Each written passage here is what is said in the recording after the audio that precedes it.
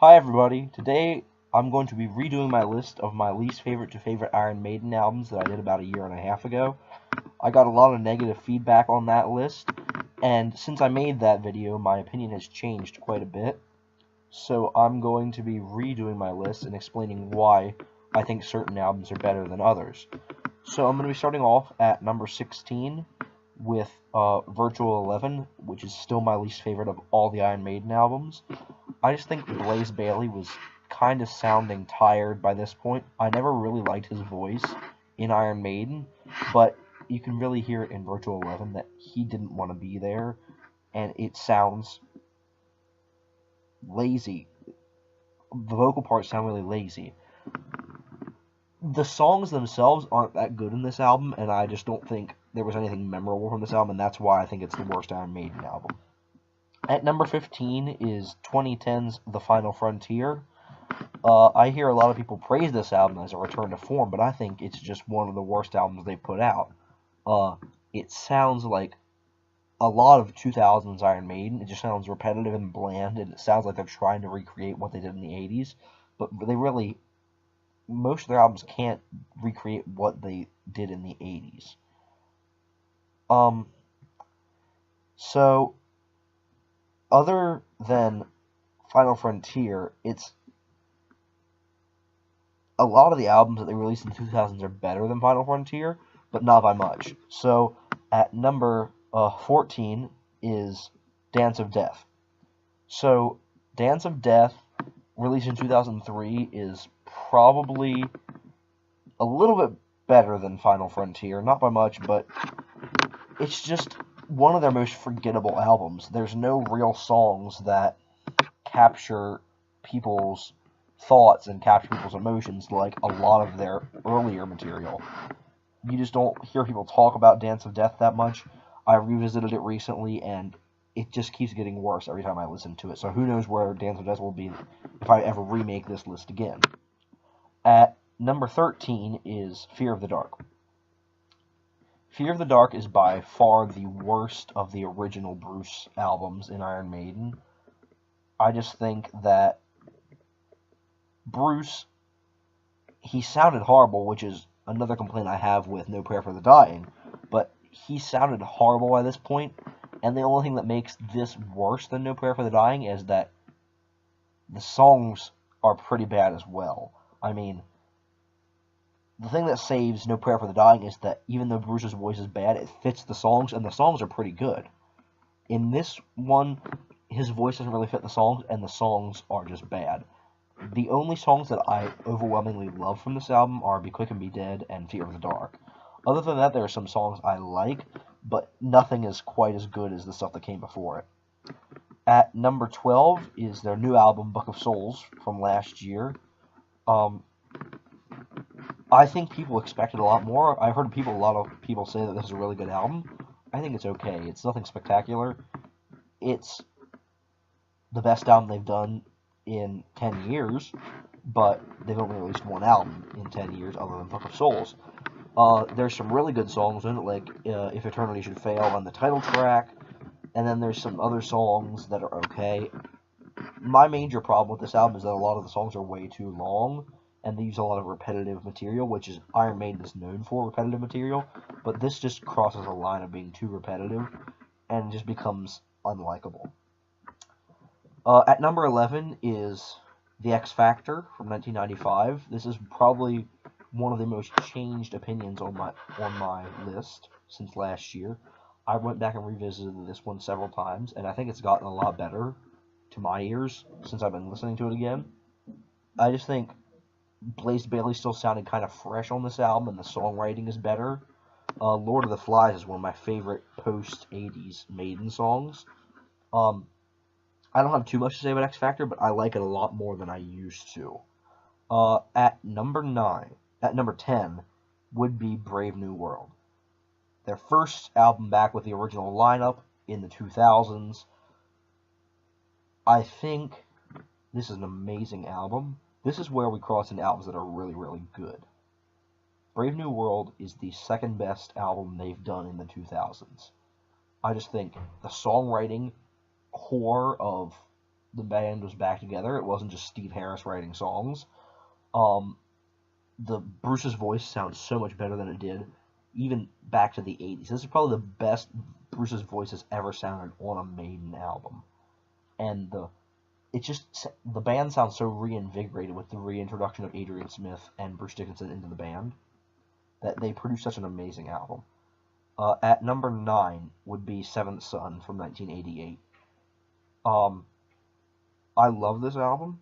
There's certain parts of it that are sort of forgettable, but a lot of the songs on this album, Moonchild, the title track, Clairvoyant, are all songs that are just so amazing. And a lot of these stuff people don't necessarily talk about when they talk about great Maiden songs.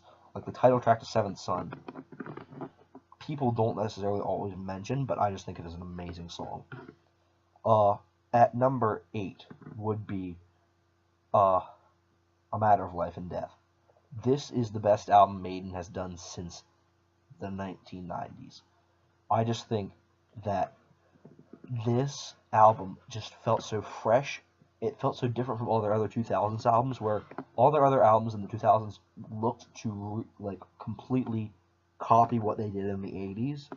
Matter of Life and Death sort of felt a little bit more fresh and new than the albums that had come before it and after it. I mean, yeah, they're still trying to copy themselves, but it just felt a little bit different and a little bit more fresh.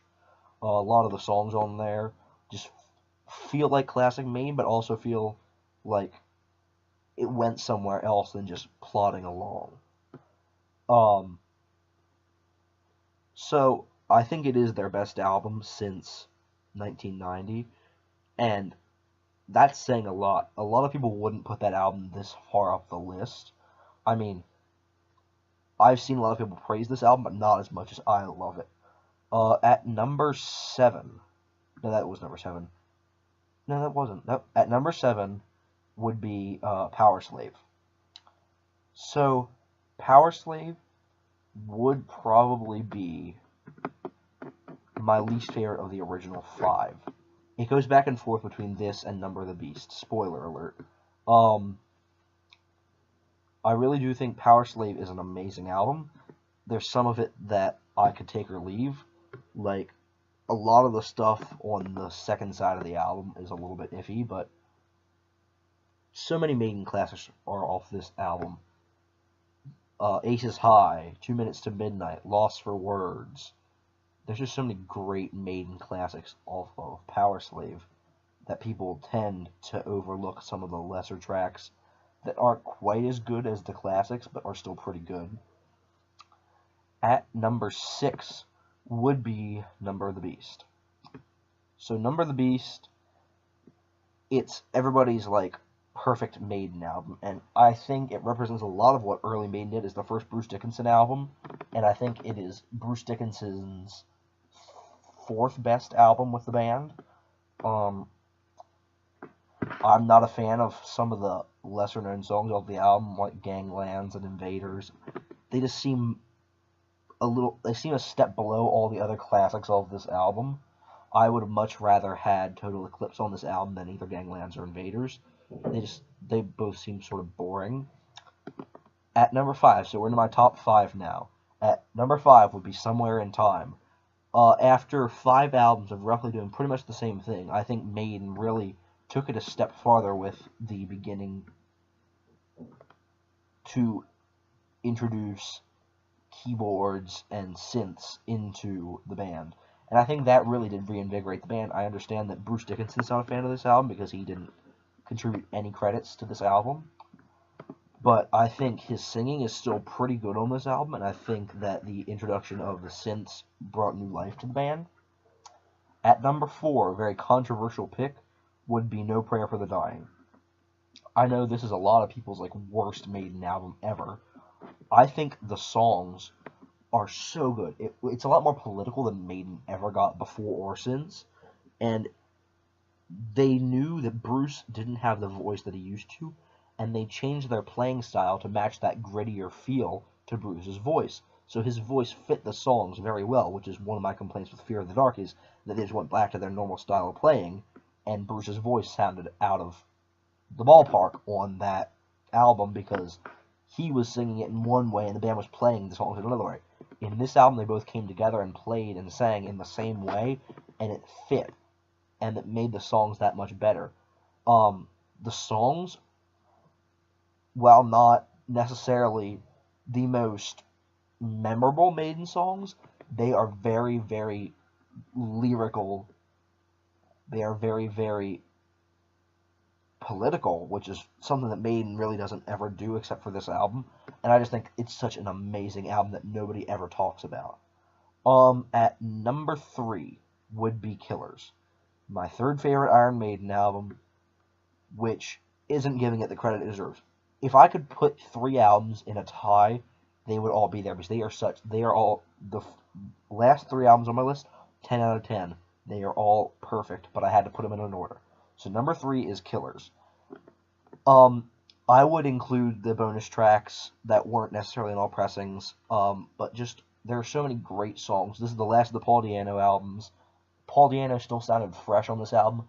Maiden sounded like a really pissed off punk band in their first 2 albums before Bruce Dickinson came in. They really went into the new wave of British heavy metal, but this sounded like a punk metal mix, and it's just so ahead of the time, and I just think it's really, really good.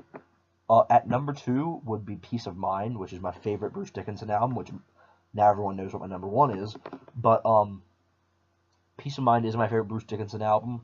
There's so many great songs off this album. Trooper, Revelation, Where Eagles Dare, Flight of Icarus, just Die With Your Boots On. There's so many great songs off this album that people sort of forget about. Like, people never really talk about Where Eagles Dare or Die With Your Boots On when they talk about classic Maiden songs. But I really think they should be in the discussion because they are classic Maiden songs. I know people tend to hate a certain song or 2 on this album.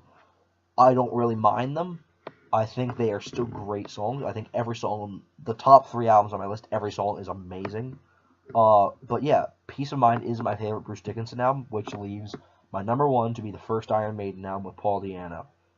It's just that raw, guttural feeling with the guitars and just twin guitar attack, Clive Burr's drums, Steve Harris's bass, and Paul Di'Anno's vocals. I just think they never recreated that sound. It just sounded so different. So many great songs off the first Maiden album. Iron Maiden, Phantom of the Opera. Just, it's so great. So there, that is my re-recording of my list of my least favorite to favorite Iron Maiden albums. Thanks for everybody for listening. Tune in later. I think I'm going to put up my list of my top 30 live albums of all time, as long as a couple more videos to celebrate Halloween. So everybody keep tuning in, like, share, subscribe, and thanks a lot for watching.